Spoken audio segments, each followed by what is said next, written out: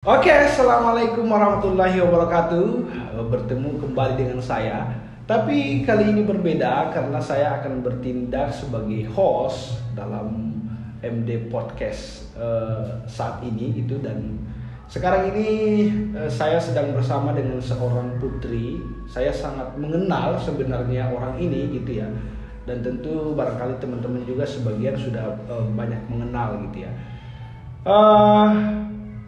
Dalam podcast ini kita akan membahas soal isu perempuan dan lebih umum lagi isu literasi gender gitu ya dalam konteks keindonesiaan. Tapi jauh sebelum kita masuk ke dalam pembahasan, barangkali kita perlu perkenalan dulu dengan pemateri atau narasumber kita pada podcast kali ini. Monggo, namanya siapa Mbak? Oke, hi everyone. Yeah. Perkenalkan, nama saya Sena Putri Safitri. Kemudian sekarang beraktivitas barangkali di Komisi Yudisial, kemudian juga di Rumah Muda Integritas Yogyakarta. Dan rumah tangga gitu ya. Ibu rumah tangga baru ya Mas. Dan menjadi ibu rumah tangga. Untuk teman-teman yang belum tahu, Mbak Sena Putri Safitri ini adalah seorang istri dari manusia tampan gitu ya, yang sukar sekali didapatkan gitu ya. Suaminya siapa Mbak? Beliau. Oh ya. Kebetulan saya adalah suaminya beliau gitu ya, Mbak Sena gitu. Nah, Mbak Sena itu saya mencintai beliau sebab salah satunya dikenal karena gagasan-gagasannya soal kesetaraan gender dan usahanya untuk membumikan literasi gender gitu. Nah, kita mencoba akan mengulik gitu pokok-pokok pemikiran Mbak Sena soal literasi gender gitu utamanya di Indonesia gitu. Nah, Mbak Sena, apa yang pandangan Mbak Sena soal literasi secara umum itu apa, Mbak? Kalau berhubung saya itu waktu zaman S1 itu anak debate gitu ya teman-teman. Jadi kalau debater itu kan saya background fakultasnya itu dulu background keilmuannya itu anak hukum gitu. Jadi kalau anak debater itu sebelum kita mengkaji topik atau isu obrolan begitu kan, sekarang temanya literasi gender Indonesia. Barangkali kita menggali topik tersebut gitu, literasi apa, gender apa gitu. Kalau literasi ya secara sederhana atau secara sempit berkaitan dengan kemampuan kita untuk membaca, menulis, berbicara. Intinya melek aksara gitu. Singkatnya begitu. Banyak orang kemudian yang melihat bahwa literasi itu sekadar sebagai kemampuan untuk menulis, membaca dan berbahasa secara verbal gitu. Mbak Sena sepakat dengan itu? Sepakat, cuma ada arti yang lebih luas ternyata. Itu kan literasi secara sempit gitu, atau minimal sederhananya ya melek aksara gitu, bisa berbicara, menulis dan berbahasa dialog gitu. Tapi sebetulnya esensi dari literasi itu bagaimana kita membaca konteks justru. Artinya pembacaan situasi, kemudian melek teknologi, kemudian juga kita bisa menafsir zaman, kemudian juga kita punya seperangkat kemampuan untuk beradaptasi dengan perubahan zaman, termasuk membaca kontekstual yang itu sebetulnya digunakan untuk sepenuh-penuhnya kepentingan kita, kepentingan maslahat gitu. Mumpung kita bicara soal maslahat gitu. Jadi ujung daripada literasi dalam konteks sosial gitu kan, berarti tujuannya adalah untuk membangun culture dan budaya literat gitu ya. Gimana caranya supaya masyarakat ini punya kesadaran dan praktik literasi yang kuat gitu. Lantas menurut Mbak Sena, apakah kemudian kultur budaya literasi kita di Indonesia itu sudah kuat gitu? Mungkin kalau dikatakan kuat itu tidak terlalu, artinya belum optimal gitu. Itulah kenapa, apa bukti materialnya gitu, apa fakta lapangannya. Fakta lapangannya adalah netizen Indonesia di media sosial. Iya, betul. Itu kan yang paling rendah gitu. Salah satunya yang termasuk 3 negara paling rendah dengan budaya literasi. Gampang judging di internet, gampang mencaci maki, gampang menggiring gitu opininya. Cuma kalau misalnya kita comparekan dengan negara tetangga, barangkali itu adalah Malaysia, kita jauh lebih baik. Karena topik-topik isu yang dianggap tabu seperti misalnya tentang seksualitas, kemudian gender bahkan yang itu notabene umum, itu dilarang. Karena memang mungkin bentuk sistem pemerintahannya pun beda gitu.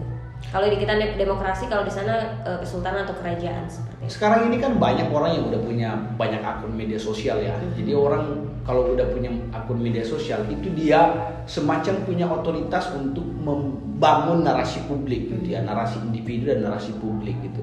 Nah, gimana misalnya Mbak Sena melihat bahwa orang sekarang ini rajin menulis status gitu, tetapi pada saat yang sama membuat kericuhan gitu kan.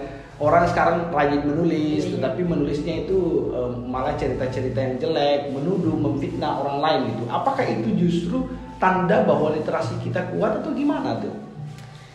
Kalau menurut saya justru kayak kemarin gitu, salah satu isu yang paling populer atau lumayan viral gitu ya, itu kan ini perihal yang nggak apa-apa disebut tokoh gitu ya, yang Thomas Jamaluddin. Oh ya. Yang dia terlalu ekstrim gitu, memberikan opini pribadinya terhadap Muhammadiyah, perbedaan Lebaran atau hari raya terhadap NU dan Muhammadiyah. Nah, justru literasi itu kan tadi sebagaimana saya bilang, dia kemampuan membaca teks dan konteks.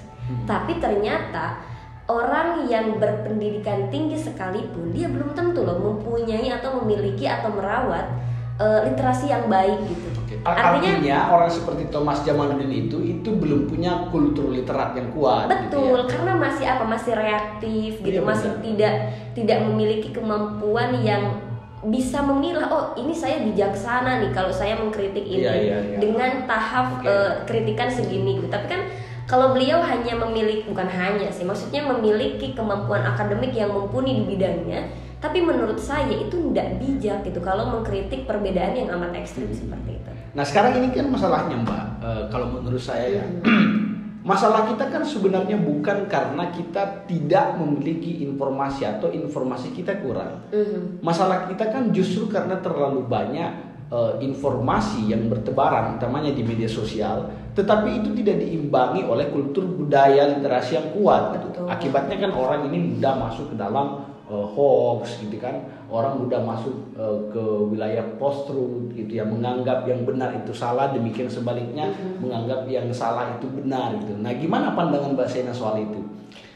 Apakah misalnya literasi itu ditandai dengan kemampuan untuk mengumpulkan informasi, ataukah dia dilihat dari kemampuan untuk memilah dan menganalisis kumpulan informasi itu? Betul. Itu juga barangkali ya relate gitu dengan munculnya buku Matinya Kepakaran gitu. Oh iya. Ya nggak sih, maksudnya kayak sekarang kita itu seolah baca atau ngelihat short video yang itu notabene barangkali di Instagram atau story WA gitu ya, atau snapgram atau apapun itu udah kayak merasa dia paling ahli di bidangnya gitu. Padahal itu tuh dianggap cuma snack, artinya bukan makanan pokok. Makanan pokoknya apa? Buku, jurnal, internet barangkali yang punya kredibilitas. Kalau misalnya untuk akademik apa? Ya minimal Scopus gitu, minimal jurnal yang bersinta, sehingga apa yang kita pikirkan, yang kita lakukan itu tidak pecah kongsi gitu Mas. Artinya ya bukan Mas AA. Iya. Gitu ya. Akhirnya kan Matinya Kepakaran ini sebetulnya bisa gitu kita cegah. Jadi ya kalau misalkan kamu mampu di bidang agama atau sains gitu, maka kuasai aja itu. Jadi percuma gitu. Kalau menurut saya bahkan percuma gitu kita sekolah tinggi-tinggi menghabiskan waktu dan biaya, kalau ujung-ujungnya kita juga menggunakan pengetahuan itu sebagai apa coba? Sebagai tombak untuk menghabisi orang lain. Ya, tapi kalau aku sih, kalau yang mati itu pakar, aku masih sanggup lah ya. Tapi kalau yang mati ini istriku, aku merasa hidupku udah hancur gitu ya. Ini nih kenapa kita bisa sampai pada suatu istri yang pengen berteman, karena lidahnya itu licin sekali bos. Oke, nah sekarang kita lanjut nih. Jadi kan menurutmu gitu kita berusaha untuk membangun kultur dan budaya literat gitu di masyarakat. Gimana caranya gitu supaya kita punya kultur dan budaya literat gitu? Cara untuk membentuk budaya literasi itu di masyarakat. Iya. Banyak cara mungkin ya, ada faktor internal, ada faktor eksternal gitu. Cuma kalau secara payung hukum gitu, kita harus bikin dulu kebijakannya. Iya. Untuk mempermudah begitu, biar tidak bias kebijakan, biar tidak bias. mau itu payung hukum atau secara keagamaan gitu. Cuma minimal barangkali ada 3 untuk membentuk budaya literasi. Yang pertama apa? Yang pertama adalah akses untuk mendapatkan fasilitas dari literasi tersebut. Oh, oke, berarti akses terhadap fasilitas kita itu masih kurang atau gimana, Mbak? Betul, itu amat banget terasa di wilayah-wilayah yang notabene bukan kota. Iya, Misalkan Kabupaten Tasik gitu. Apa di Kabupaten Tasik itu banyak perpustakaan yang menyediakan seluruh akses keilmuan gitu. Mungkin ada, tapi tidak banyak. Itu yang pertama. Itu pun di kota, kalau Iya, ada gitu kan. Iya, itu pun Gramedia cuma satu gitu. Gramedia. Itu yang pertama. Jadi akses bagaimana kita mendapatkan bacaan, mau itu internet, mau itu buku, mau itu novel dan lain-lain karya sastra gitu. Itu. Terus yang kedua adalah berkaitan dengan efektivitas. Jadi apakah kalau misalkan udah ada fasilitasnya nih, udah ada tempatnya, perpustakaan atau bukunya, apakah itu murah? Kan tetap aja meskipun ada, tapi kalau misalkan itu mahal, artinya kita juga susah gitu, terlimitasi untuk mendapatkan si pengetahuan tersebut. Jadi selain akses fasilitas, kemudian juga efektivitas biaya, sama yang ketiga tuh menurut Ana ya, itu tuh berkaitan dengan keistiqomahan kita. Kalau misalkan kita konsisten, kalau misalkan kita masih terus menekuni kecintaan terhadap atau kebutuhan ilmu pengetahuan, maka sejauh apapun atau kalau bahasa aktivis atau anak mahasiswa barangkali semiskin apapun kita, barangkali kita menyelipkan sedikit demi sedikit gitu uang untuk membeli bahan bacaan. Betul. Jadi nggak cukup beli cimol seblak.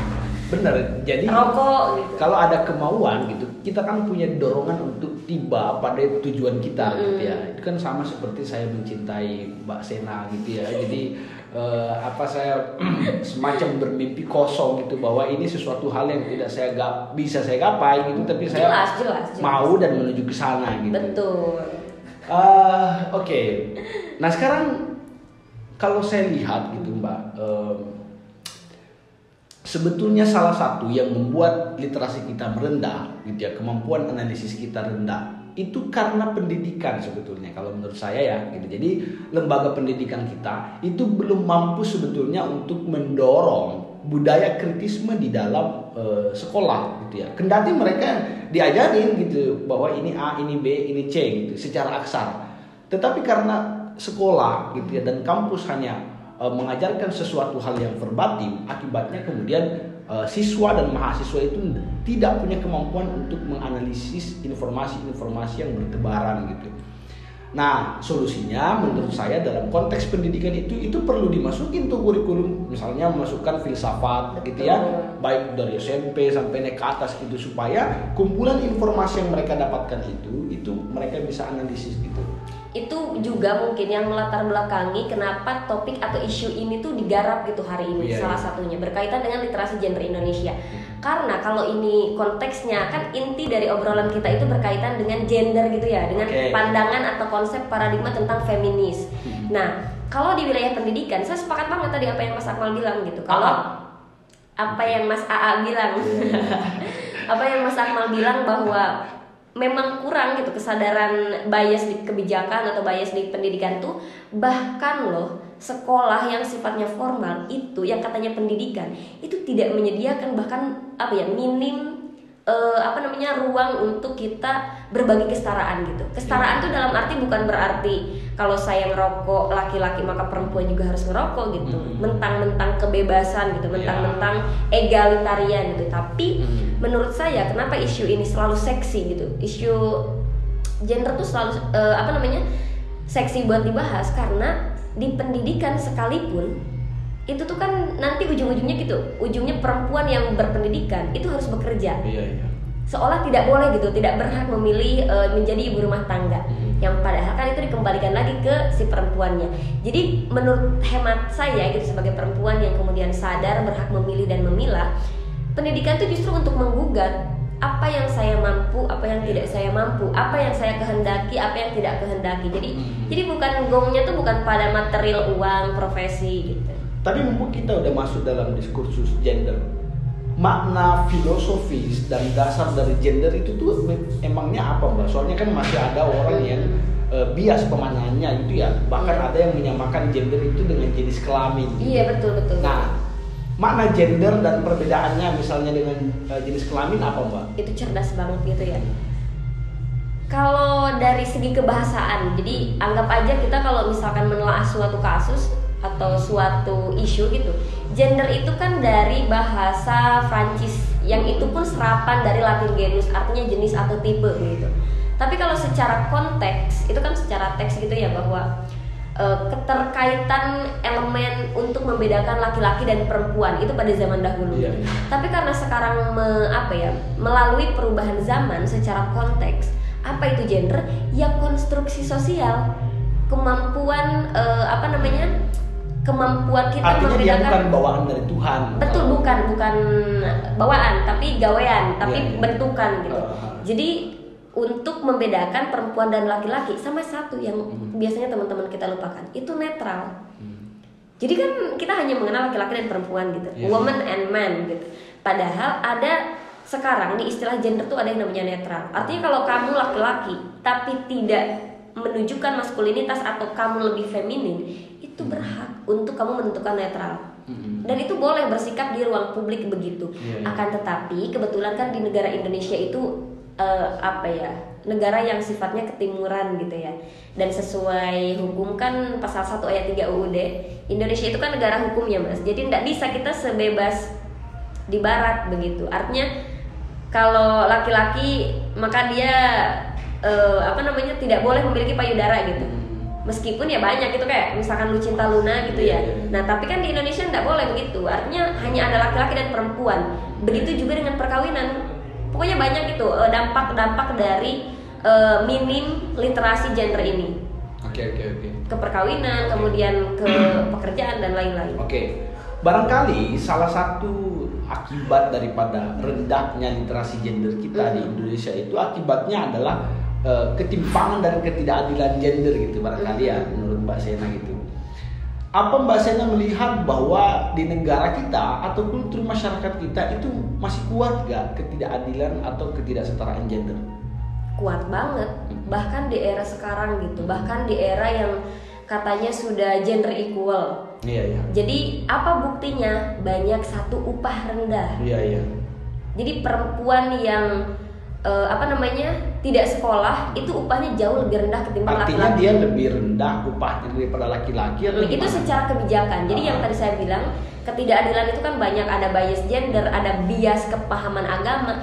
Biasanya kan laki-laki yang mohon maaf banget gitu, dia seolah mendalami ilmu pengetahuan atau agama yang lebih, dia menggunakan justru ayat-ayat agama, jadi ayatisasi berkaitan dengan hak perempuan dia skip, tapi berkaitan dengan kewajiban perempuan di domestik dia terus gaungkan gitu, bahwa Tapi itu kalau kamu menolak laki-laki atau menolak suami maka kamu akan dikutuk gitu sampai pagi. Padahal kan kamu justru yang akan dikutuk kalau misalkan kamu memintanya dengan cara paksaan. Mbak Sena merasakan itu nggak di rumah tangga gitu? Memiliki misalnya suami yang punya pengetahuan. Kalau itu dengan asertif ya, dengan asertif saya mengatakan bahwa kebetulan banget saya bersyukur gitu dapat one of ribuan laki-laki itu, saya dapatnya yang minimal meskipun dia barangkali tidak sempurna, si suami saya ini, si Mas Akmal ini, tapi alhamdulillah dia tuh sadar gitu bahwa kita sesama manusia. Artinya kan tadi perbedaan gender dengan jenis kelamin apa, bukan hanya dia punya penis selalu saya punya vagina, bukan hanya dia punya jakun saya punya payudara gitu, bukan hanya dia bergerak aktif di publik atau domestik, tapi dia juga memberikan kesempatan, kita memiliki kesempatan yang sama untuk meraih pekerjaan, pendidikan, kemudian juga ya di domestik. Jadi kalau misalnya Mbak Sena merasa bahwa relasi dalam rumah tangga itu sudah setara secara gender atau adil secara gender, coba kasih tips nih kepada pada pemirsa nih. Iya. Gitu ya. Menurut Mbak Sena gitu, gimana caranya supaya pemirsa itu dapat suami kayak Anda gitu ya? Bukan, kalau itu kan memang susah gitu ya, karena saya Given pemberian. Saya biasanya kan lahir itu orang yang seperti tadi 100 tahun sekali Mbak. Gitu ya, karena istimewa dan unik gitu ya. Nah, tapi para pemirsa misalnya yang sekarang ini sudah berumah tangga atau barangkali dia sedang berelasi ta'aruf kalau dalam bahasa agama, Mbak Sena apa sarannya kepada orang-orang yang sudah berumah tangga supaya terjadi relasi yang adil, setara. yang setara gitu? Oh, itu sebetulnya ya bukan rahasia sih, maksudnya tips and trick begitu itu sudah saya tulis di blog personal. Oh, iya. Mulai dari finansial, Apa nama blognya, mulai apa, dari Mbak? Sena Putri Sapitri Blogspot. Oh iya. Jadi saya tulis berdasarkan finansial, kemudian kesehatan mental, kemudian soal visi misi gitu, kemudian soal bagaimana nge-treatment gitu loh Mas. Jadi Iya. sebelum kita memutuskan bersama atau berpisah, kita harus tahu dulu nih cara dia nge-treatment kita tuh sesuai dengan keterbutuhan dan keinginan kita atau belum. Contoh nih, jadi soal patriarkis atau matriarkis menurut saya itu kan sebenarnya budaya yang dilanggengkan gitu dalam tanda petik ya. Tapi sebetulnya itu bisa dirubah gitu, dan bahkan saya sendiri mengalami gitu sebagai subjek.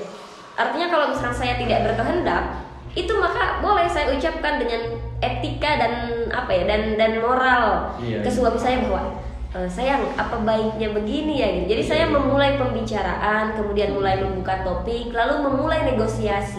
Artinya berkompromi bukan dengan merajuk, marah dan seperti itulah. Ya, artinya yang pertama dalam rumah tangga, relasi yang dibangun itu harus relasi antar subjek dengan subjek. Betul. Gak ada yang kemudian dia dijadikan sebagai objek. Ya, dari kesadaran itulah lantas kemudian lahir negosiasi dan kompromi. Karena kan gak mungkin kan memang kita berkompromi kalau ada yang kita jadikan objek, ada yang kita jadikan subjek. Atau bahkan perempuannya sendiri atau laki-lakinya sendiri yang menempatkan dirinya itu sebagai objek. Misal nih, oh saya maskulin nih, laki-laki, maka saya haram menangis. Ketika saya menangis, maka saya akan terlihat hina, lemah. Toxic maskulinitas. Betul, gitu. Lemah dan tidak berdaya gitu. Padahal kalau it's okay buat menangis. Dia sering menangis juga Bu. Oh, kok 3 kali sehari kayaknya. Biasanya gitu ya. 3 kali sehari pakai minum obat ya Mas. Tapi kan yang paling penting dan yang utama adalah bukan soal kuantitas menangisnya ya, tapi bagaimana menumbuhkan kepercayaan diri bahwa dan meyakinkan diri sendiri bahwa it's okay buat menangis kalau memang itu butuh gitu. Tapi bukan berarti menangis terus dan cengeng ya. Dan kesadaran sih sebetulnya Mbak. Misalnya nih, saya kan sebagai suami dalam rumah tangga, gimana caranya supaya keluar dari WC itu tutup pintu gitu, kemudian setelah pakai handuk itu digantung gitu. Nah itu kan sebenarnya berangkat daripada kesadaran gitu. Nah jadi relasi gender itu hanya dimungkinkan kalau kedua belah pihak itu punya kesadaran yang sama. Gitu. Kalau misalnya cuma perempuan yang punya kesadaran gender, boleh jadi yang terjadi nanti adalah matriarki gitu, dan demikian sebaliknya gitu. Nah, jadi laki-laki yang ditindas gitu. Iya, artinya kemudian dalam segala lini kehidupan bermasyarakat kita barangkali di Indonesia, Mbak Sena memandang bahwa masih kuat budaya patriarki dan ketidakadilan gender gitu ya. Amat sangat kuat, bahkan ketika kita pulang ke daerah. Oke, secara umum kira-kira nih solusi dari Mbak Sena gitu ya, atau strategi yang memungkinkan untuk dilakukan dalam usaha untuk membangun keadilan gender di masyarakat itu kayak gimana? Solusinya ya mulai dari diri sendiri ya. Maksudnya yang pertama itu kita harus punya kesadaran atas keberagaman. Kesadaran atas keberagaman itu artinya saya sadar bahwa laki-laki dan perempuan itu berbeda. Kemudian saya sadar bahwa keterbutuhan atau keinginan laki-laki dan perempuan itu juga tidak bisa diwakilkan oleh perempuan dan laki-laki yang lain. Artinya misalkan saya haid itu belum tentu terwakilkan ketika perempuan yang lain itu haid, karena kan dampaknya beda-beda gitu, efeknya juga beda-beda. Jadi kesadaran keberagaman. Terus yang kedua adalah berkaitan dengan ya etiket dan revolution. Artinya kita tetap bergerak dari mulai diri sendiri, nyata tapi perlahan gitu. Artinya nggak boleh kamu tiba-tiba datang ke jalan menggaungkan gender equality, sedangkan kamu sendiri aja ditindas gitu di rumah, atau bukan ditindas, dia menempatkan diri sebagai ladies first, tapi dia nggak punya daya untuk negosiasi, untuk berkompromi gitu. Biasanya kan kenapa yang banyak terjadi miskonsepsi di tataran masyarakat berkaitan dengan gender adalah karena dianggap bahwa gender atau orang yang mempelajari feminis itu tuh dianggap sebagai radikal, tabu, kemudian liberal, kemudian tidak paham agama. Padahal kan tidak setiap yang mereka lihat tuh yang jeleknya aja gitu. Misalkan feminis yang merokok, anggapan merokok itu kan jelek di masyarakat, maka seharusnya masyarakat juga lebih adil dalam melihat. Contoh, banyak feminis muslim yang itu kredibel dan hebat di bidang itu. Siapa?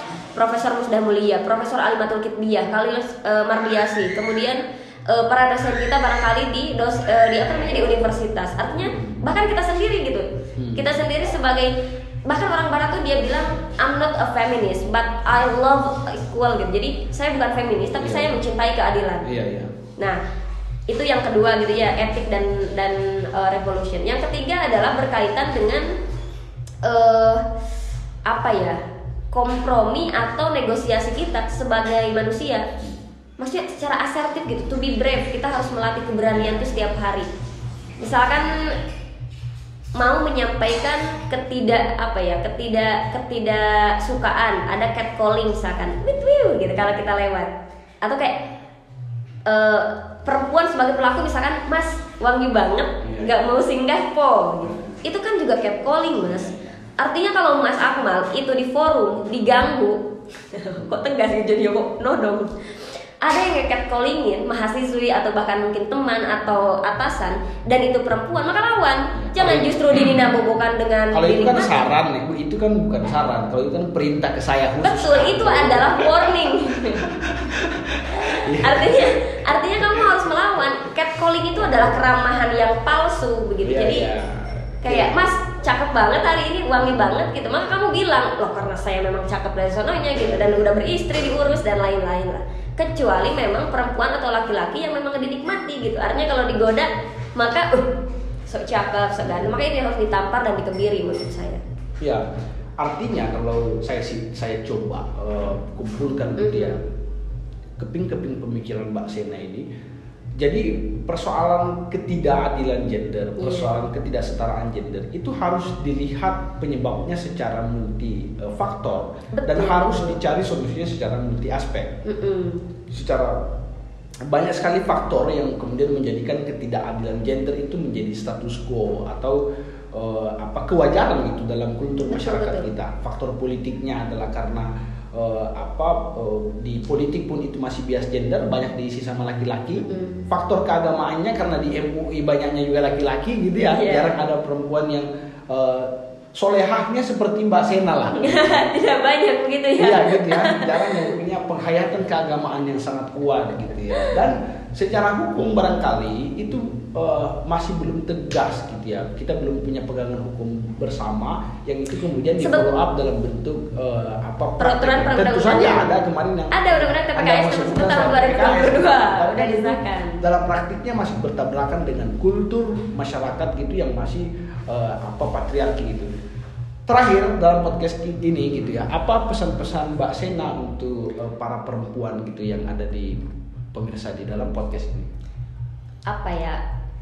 Terlepas ini relasi domestik ataupun publik gitu, terlepas dari pendidikan ataupun profesi di kampus atau di tempat kerja, di ranjang sekalipun gitu, bahwa berlatih untuk berani itu tuh dilatih setiap hari. Itu untuk perempuan. Kemudian yang untuk laki-laki itu suportif. Artinya kenapa rumah tangga demikian kita, sebaliknya. Iya, kenapa rumah tangga kita misalkan kami berdua, saya sama Mas Akmal itu minimal tidak bertabrakan soal prinsip, itu karena kami berdua melakukan negosiasi dan kompromi. Jadi saling menyupport gitu. Artinya keadilan gender yang lebih diutamakan, bukan berarti kesetaraan itu saya harus memimpin sholat Anda gitu ya.